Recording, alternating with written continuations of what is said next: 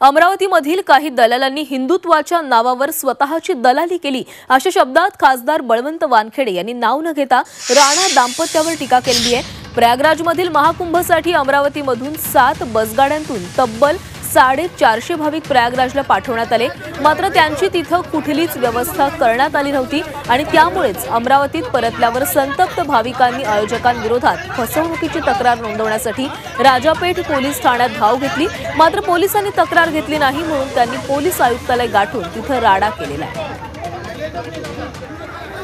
येथून प्रयागराज जाण्यासाठी सूरज मिश्रा यांनी बसेस काढल्या होत्या। त्या बसेसमध्ये आम्ही सगळे प्रवासी गेलो। इथून आम्हाला सांगितलं होतं की तुम्हाला 6,000 रुपये द्यायचे आहे, तुम्हाला 2 टाइमचा चहा, सकाळचा नाश्ता आणि रात्रीचं जेवण मिळेल आणि प्रयागराजला तुम्हाला झोपायला प्रशस्त लेडीजला सेपरेट हॉल, जेंट्सला सेपरेट हॉल, तिथे बेड आणि गादी आणि पांघरायला देणार। आम्हाला इथून बोलून हे घेऊन गेले। आम्हाला इथून गेल्यावर फक्त कामठीमध्ये एकदा रात्री खिचडी आणि कढी जेवायला दिलं।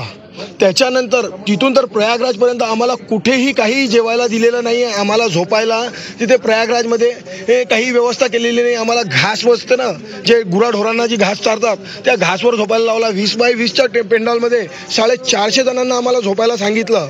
आम्हाला इकडून 450 लोकांना घेऊन गेले होते।